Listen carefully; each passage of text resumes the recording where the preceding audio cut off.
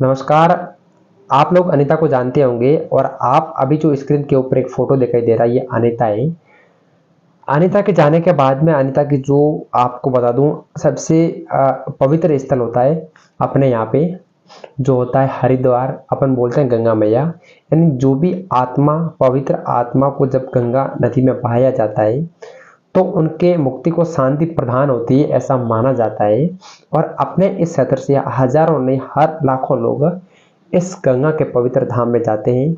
और जिन भी लोगों का अंतिम संस्कार के बाद में 5 से 7 दिन बाद जो उनके हड्डियां होती है, अपन बोलते हैं उसको फूल, वो फूल एक मुहूर्त के अनुसार गंगा नदी में ले जाया जाता है और उस गंगा नदी में बहा दिया जाता है। और ऐसा माना जाता है कि जब वे फूल या वे हड्डियां उस गंगा नदी के अंतर्गत बहा दी जाती है, उसके बाद में उस व्यक्ति को शांति मिल जाती है और वे व्यक्ति हमेशा हमेशा के लिए मुक्ति हो जाते हैं। आपको बता दूं, अनीता को आप जानते होंगे, जो अंगदान महादान करने वाली एक ऐसी नारी शक्ति है। उनका भी अस्थियों को गंगा नदी में बहा दिया गया है।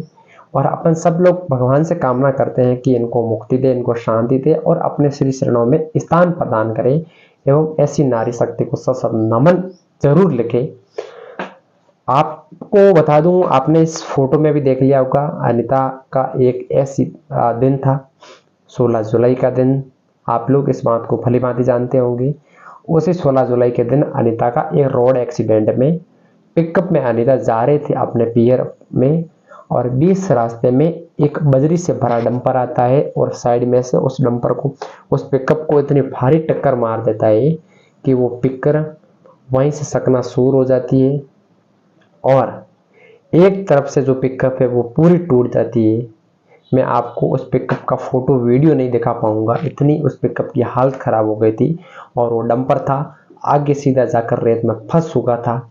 इतनी भयंकर गंभीर टक्कर के बाद में अनीता वहीं पे घायल हो गई और उनका 2 वर्ष का पुत्र भरत वो भी वहीं पर घायल हो चुका था। घायल अवस्था में उनको जोधपुर एम्स ले जाया गया था। और जोधपुर एम्स ले जाने के बाद में ठीक 18 तारीख को इनकी सारी जांच की गई थी। तो उस जांच के अंतर्गत जोधपुर एम्स की जो टीम है, डॉक्टर्स की टीम है, उस डॉक्टर की टीम्स के द्वारा अनीता का ब्रेन डेड घोषित कर दिया गया था।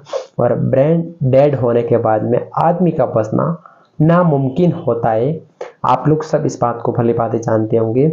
लेकिन उनके परिवारजनों ने 18 जुलाई को जब इस बात की रिपोर्ट पहुंचने के बाद में वो परिवारजन 28 तारीख तक यानी अगले 10 दिन तक और वेट किया कि अगर ब्रेन डेड हो जाने के बाद में कहीं भी अगर ऐसा दुनिया में सांस बचता है आदमी का फिर से जिंदा होने का, तो जरूर अनीता फिर से जिंदी होगी और अपने परिवार के लिए फिर से लौट सकेगी। लेकिन ऐसा कतई संभव नहीं था।